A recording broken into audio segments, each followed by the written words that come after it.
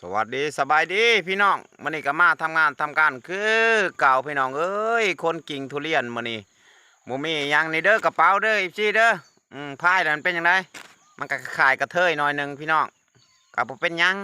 สำหรับคนบ่มีเงินพี่น้องเอ้ยเบิ่งเอานี่การทำงานนี่ทำการพี่น้องเอ้ยสิมาบอกพี่น้องนี่ล่ะมากับรถคันเก่าๆห่างๆนี่แหละพี่น้องเอ้ยพี่น้องเอ้ยมาติดตามไปเด้อพี่น้องกดไลค์กดแชร์เนี่ยนี่แหละโอ้ยแดดอยู่ประเทศไทยพี่น้องเอ้ยแห้งแห้งคือประเทศลาวอะไรพี่น้อง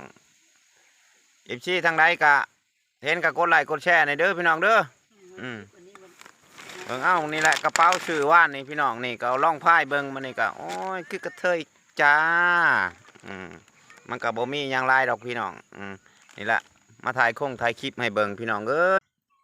นี่ละเบิ่งเอาการทำงานทำการพี่น้องเอ้ยหลังสู่ผ่านาสู่ดินพี่น้องเพิ่นในเห็ดยังกะเฮ็ดเก็บกิ่งใหม่กิ่งตอกไปพี่น้องมาทิมตีกิ่งทุเรียนที่มันเป็นโหลกเป็นเหล่าพี่น้องเอ้ยนี่แหละเฮาก็ดูแลมันพี่น้องเอ้ยรถมากครับรถไถคันเก่าๆพี่น้องเอ้ยนี่ต้นทุเรียนหน่อยพี่น้องเอ้ยแดดถูกอากาศโอ้ยเย็นดีอันนี้เลาะริมคลองเด้อพี่น้องเด้อเลาะริมคลองอยู่ที่ระยองนะจ๊ะอีกที่ทางไลน์เบิ่งหน่อใหม่ก็โอ้ยหลายพี่น้องแต่ว่ามันก็บ่ออกแล้วช่วงนี้พี่น้องเอ้ยนี่แหละเบากับมาที่มาไทยที่บ่ทำงานทำการพี่น้องเอ้ยนี่แหละคนเฮาทำงานอยู่ใช้ก็แล้วแต่อยู่ไทยอยู่ลาวก็เป็นกำลังใจให้เด้อพี่น้องเด้อชูทุกคู่ทุกคนแม้แต่ว่าผู้ใดที่มีอาชีพยังก็แล้วแต่พี่น้องชูกันพี่น้องเอ้ยนี่แหละชีวิตทำไหลทำหน้าก็คือกันพี่น้องเอ้ยอยู่บ้านอยู่ช่องก็ช่วงนี้ก็นาแรงก็บ่มียังบ้านช่องเฮาก็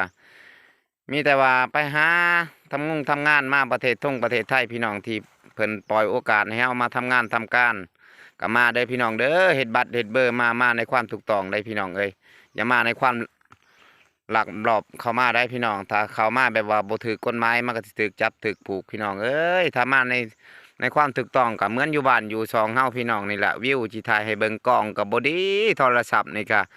มันสิตายเลยพี่น้องเอ้ยโทรศัพท์เบานี่ก็ค้างแน่ก็อดใจชั่วเด้อพี่น้องเด้อถ้าภาพ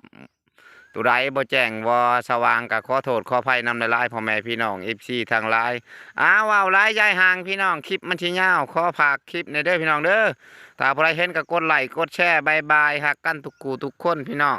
นอนรับพันดีถ้าผู้ใดนอนก็ผู้ใดบ่ทัน